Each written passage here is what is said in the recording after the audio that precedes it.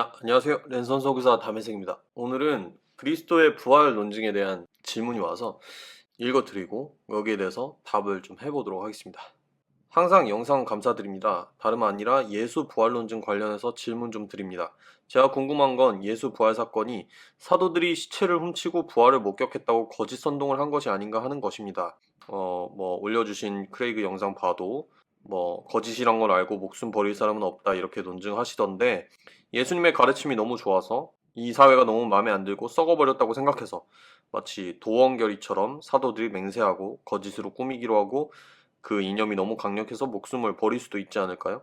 현대사회에서도 노무현이나 박근혜 우상화를 위해서 거짓 증언하고 목숨 버릴 수 있는 사람 많지는 않지만 꽤 될 것 같은데요. 그러한 광적인 믿음이 있다면 후세 위에서 조작하고 우상화하는 것이 도움이 된다는 신념 아래 충분히 거짓말하고 그것을 위해서 목숨 버릴 수 있을 것 같은데요. 이런 식으로 말씀하셨고요.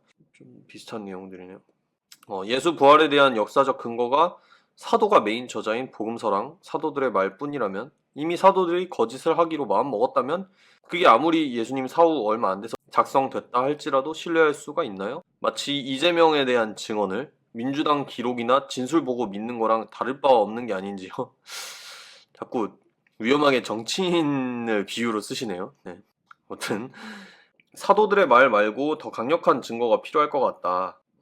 예수 추종자가 아닌 사람, 예를 들어 바울과 같은 포지션에 있는 사람의 진술 증거가 한 명이 아니고 여럿이 되어야 된다고 생각이 된다. 왜냐하면 바울 한 사람 정도는 예수 사상이 좋아서 거짓에 동참했을 수도 있으니까. 자, 당시 유대인들에게 메시아는 이런 개념이 아니었다. 혹은 그 전에 메시아 운동은 죽으면 끝이었다는 논증도 그때까지 그랬다고 해서 사도들이 죽은 후에 부활 생각도 못하고 뿔뿔이 흩어져야 되는 건 아닌 것 같다.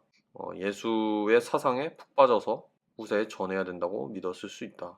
3, 4일 지난 뒤 부활했다고 했는데 시체가 다 부패해서 정부에서 예수님 시체 그대로 있다고 증명하려고 해도 할 방법이 없지 않나요? 정부가 시체를 제시해도 그거 예수님 시체 아니다 하면 끝이니까요.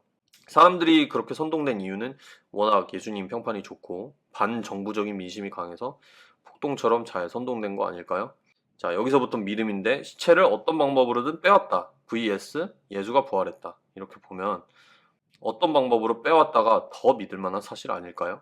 시체를 어떻게 빼왔는지 모르겠지만 가설들을 세우기는 힘들 것 같고 매수가 됐을 수도 있고 병사가 몇 명 안 됐는데 그 사람도 다 설득당했을 수도 있고 이런 가설을 좀 안 맞아 보이는 가설을 세울 수 있지만 이게 부활보다는 더 맞아 보인다. 자, 랜선교회 카톡에도 올려봤는데 반박을 힘들어하시고 믿음의 영역이라고 하셔서 답답한 메일에 메일 보냅니다. 굉장히 긴 그건데 답을 하자면 우선 첫째로 저는 이제 누군가를 설득하려고 부활 논증을 하진 않습니다. 여기에는 여러 이유가 있지만 논증 자체가 말이 안 돼서 라고 그렇게 생각한다기보다는 누군가가 어떤 사상을 받아들이고 자기 가치관을 바꾸는 데 있어서 어떤 것이 필요한가 그런 거에 대한 저의 생각이 좀 많이 바뀌었기 때문이에요. 자, 그럼에도 불구하고 주신 메일에 대해서는 그런 내용을 나눠보는 차원에서 코멘트를 좀 하고 싶은 것들이 있습니다. 첫째로 이제 사도들이 거짓 맹세를 하고 목숨을 버릴 수도 있다. 기독교 외에도 누군가를 우상화하기 위해서 죽는 경우는 있다. 네, 맞습니다. 자신이 믿어온 다른 종교나 어떤 이데올로기를 위해서 목숨을 버리는 사람들도 있죠. 중요한 건 예수의 부활을 포함한 이 예수 신앙이라는 것은 이전에 존재한 적이 없었을 뿐만 아니라 오히려 이전에 이 추종자들이 가지고 있던 유대교 신앙에 굉장히 반대되는 것이었다는 겁니다. 이 사도들이 한 일이 단순히 어떤 신앙을 하루아침에 믿은 게 아니라 지금까지 믿어온 것을 갈아엎은 일이기 때문에 그냥 일반적으로 존재하고 있는 이념이나 어떤 존재하고 있는 종교에 대한 순교랑은 이 1세기 교회의 순교 상황은 조금은 다르다고 보여지고요. 노무현과 박근혜를 위해서 죽을 수 있는 사람도 있을 것 같다고 하셔서 예를 들자면 기독교의 케이스는 굳이 따지면 노무현을 평생 지지하던 사람이 갑자기 박근혜를 지지하더니 이 보수 사상을 위해서 죽는 걸로 봐야 됩니다. 그 정도로 좀 이상한 거예요. 굉장히 이상한 사건이고 실제로 예수 신앙이 생겨난 뒤에 유대교와 굉장히 갈등이 심했죠. 유대교인들은 예수 믿는 사람들을 박해를 했고 기독교인들은 유대인들에게 원망이 굉장히 심했습니다. 이거는 그냥 싫어한다 정도를 떠나서 목숨이 왔다 갔다 하는 정도의 아예 공동체에서의 추방, 그러니까 회당으로부터의 추방 사건들이 있었던 걸로 추측을 하는데 그런 흔적들이 요한복음에도 나오고 여러 가지 흔적을 찾을 수 있죠. 어떠한 공동체로부터의 완전한 추방을 말을 하기 때문에 굉장히 경제적으로든 사회적으로든 큰 불이익을 받았을 겁니다. 이런 것들을 서로 주고받았다라는 거는 단순히 유대교인들도 그냥 기독교 믿을 수 있지 않을까? 요거는 조금 뛰어넘는 이유가 있어야 될 것 같아요. 자, 신약 성경을 읽는 게 이재명에 대한 기록을 민주당 진술 보고 믿는 것과 마찬가지 아니냐고 물으셨는데, 차라리 이준석이 갑자기 당 대표를 내려놓고 민주당에 입당을 해서 이재명에 대한 글을 쓴다. 차라리 이런 상황이면은 그 내용의 진위 여부는 뒤로 하고 당연히 질문거리가 생기겠죠. 대체 무엇이 이 사람으로 하여금 이런 행보를 일으키게 했는가? 그거를 물을 수밖에 없게 되겠죠. 기독교인들의 상황이 비슷하다라고 봅니다. 자, 회심자가 사도 바울 한 명에 불과하다는 말도 비슷한 맥락으로 보여요. 예수님의 친동생이었던 야고보의 회심도 분명히 더 있고요. 이거를 뒤로 하더라도 사실상 사도들 전부 다가 예수님의 죽음 이후에 기독교로 회심한 사람들이라고 봐야 될 것 같습니다. 왜냐면 기독교의 핵심에 예수의 부활이 있잖아요. 이 사도들이 가르치고 다녔던 내용, 예수께서 육체적으로 부활하셨다. 이게 중점에 있었고, 이거는 예수님이 돌아가시기 전까지는 믿을 수가 없는 사상이죠. 왜냐면 일어난 적이 없는 사건이니까. 그렇기 때문에 이 사람들이 정말 퍼뜨리고 싶었던 예수의 어떤 사상이라는 것 자체가 제가 봤을 때는 예수님의 죽음 이후에 생겨난 거라고 봐야 될 것 같습니다. 왜 이런 말씀을 드리냐면 이 사람들이 그 이전에 따랐던 어떤 예수의 사상이라는 거는 죽었다가 부활하는 메시아가 아니기 때문이에요. 이 사람들은 정치적 메시아를 원했고 이스라엘 당국과 또 로마 당국을 뒤집어 엎어주는 그런 어떤 혁명가를 바랬어요. 그런데 이 사람들이 사도가 된 후에 전한 예수님의 모습은 굉장히 다르죠. 그들의 기대와 다릅니다. 연장선상이 분명히 있지만 그게 이루어지는 방식이 다르죠. 왜냐하면 예수님이 세우고자 했던 거는 어떤 강력한 이스라엘이 아니라 정말 하나님의 나라였기 때문이에요. 그 하나님의 나라, 영적인 나라였기 때문이죠. 만약에 이 제자들이 자기들이 예수님이 돌아가시기 전에 믿던 어떤 예수님의 가르침 같은 것들, 행적 같은 것들을 전하고자 했다면, 후세가 이걸 알기 원했다면 그저 예수님께서 이런 대단한 엄청난 저항을 하시다가 부당하게 희생을 하셨다. 여기서 끝마치면 될 겁니다. 이걸로 충분하죠. 지금 우리가 떠올릴 수 있는 수많은 진보적인 신앙인들도 여기서 멈춥니다. 부활까지 가지 않고도 충분히 예수의 정신을 전할 수 있고 믿을 수 있다라고 생각을 해요. 그런데 하물며 1세기 유대교인들이 그런 좋은 방식을 왜 그렇게까지 포기했는가?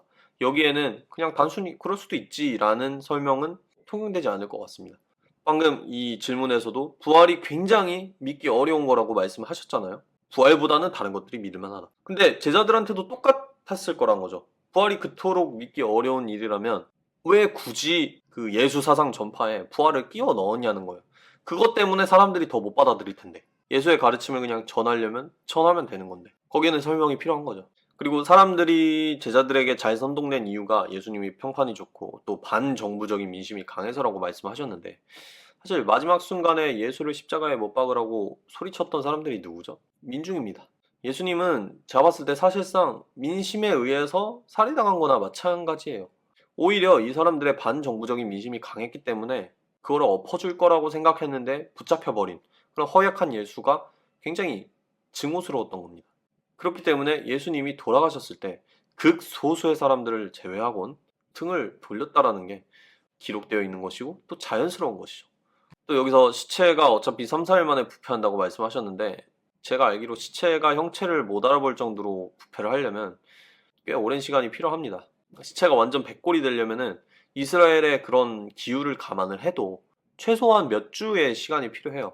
관에 밀봉한 시체의 경우에는 몇 년이 걸리는데 예수님의 경우에도 뭐 이렇게 현대식 관으로 밀봉한 건 아니지만 돌로 어쨌든 무덤 안에 넣어놨기 때문에 일반적으로 그냥 길거리에 있는 시체보다는 훨씬 부패할 시간이 오래 걸리겠죠. 물론 여기서 제가 제시한 이 생각들이 예수의 부활을 증명해 주는 건 아닙니다. 저는 오히려 제자들이 시체를 훔친 게 아닐까라는 그 생각에 반론하는 데 더 집중을 했어요. 단순히 그럴 수도 있지 않을까? 훔쳤을 수도 있지 않을까? 라고 하기에는 너무나 어려운 점들이 많이 있다는 거예요. 1세기의 기독교 형성은 정말 복잡한 문제입니다. 제가 당연히 전문가는 아니지만 이 전문가들의 의견을 많이 보고 또 토론을 봤을 때 이것은 보수적인 신학자들이나 진보적인 신학자들이나 너무 단언해서 말하는 사람들을 따를 수가 없는 문제로 보여요. 왜냐면 정보가 너무 부족합니다. 우리가 이거를 확신하기에는 우리가 가지고 있는 또 우리가 해석해야만 하는 그런 정보들이 사료들이 적어요. 더군다나 뭐 제자들의 음모론 이런 거를 세우려면 단순히 그럴 수도 있지 않을까를 넘어서 거기에 상응하는 어떠한 하나의 증거라도 있어야 되는데 그런 게 발견된 적은 한 번도 없죠. 오히려 그런 가설을 이야기할 것이면은 그쪽에서 증거를 제시해야 될 것입니다. 그리고 신약학계에서 제자들이 시체를 훔쳤다라는 가설은 거의 받아들여지지 않는 걸로 알고 있어요. 왜냐면 실제로 육체적인 부활을 믿지 않는 진보적인 신학자들의 경우에도 그 제자들만큼은 육체적 부활을 믿은 것 같다. 그들만큼은 정말 예수께서 살아 돌아오셨다고 생각한 것 같다. 라는 데에는 동의하는 경우가 꽤 많은 것 같습니다. 그렇지 않고서는 이해되지 않는 부분들이 너무 많기 때문이에요.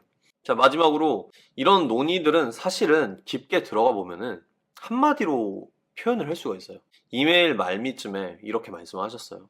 읽어볼게요. 자, 시체를 어떻게 빼왔냐는 건데 저도 어떤 가설을 세우기는 힘들 것 같은데 매수가 됐을 수도 있고 병사가 몇 명 안 되는데 그 사람들도 제자들에게 설득당했을 수도 있고 이게 부활보다는 더 맞아 보이지 않을까요? 자, 여기서 부활보다 이 설득력 없는 가설들이 더 맞아 보이는 이유는 딱 하나입니다. 부활이 기적이기 때문이에요.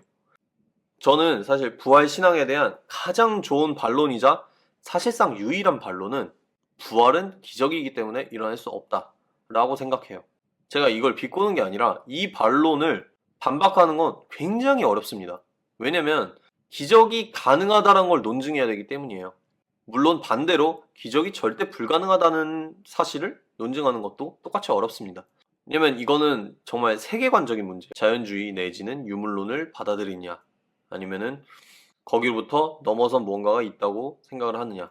이런 차원의 문제이기 때문에 이 세계관 대 세계관의 충돌은 단순히 어떤 무슨 사건에 대한 그런 논의보다 훨씬 깊고 어렵습니다. 그리고 설득이 될 확률도 굉장히 적죠. 그렇기 때문에 저는 부활은 기적이기 때문에 일어날 수 없다라는 말만으로 충분히 위협적이라고 생각을 합니다. 그럼에도 불구하고 부활론증의 반대자들은 수많은 가설들을 가져옵니다. 그리고 그걸로 설득을 하려고 해요. 제자들이 시체를 훔쳤다. 뭐 예수는 사실 죽은 게 아니라 인도에서 뭐 소생법을 배워가지고 십자가에서 내려왔다. 뭐 예수는 사실 십자가에 달린 적도 없다. 애초에 전제가 다르기 때문에 이게 서로 설득될 수 있는 방법은 제가 봤을 때는 이성적으로는 없습니다. 그럼에도 불구하고 이 반대자들이 이런 논증을 하는 이유는 애초에 논증 자체보다는 신자들에 대한 설득을 염두에 두고 있기 때문이라고 생각을 합니다. 이 사람들은 이미 부활을 믿고 있는 신자들이 그 생각을 내려놓기를 바래요. 저는 그런 느낌을 많이 받았습니다. 하지만 이미 기적을 믿는 사람들에게 있어서 부활은 기적이기 때문에 일어날 수 없어 라는 말은 크게 설득력이 없겠죠.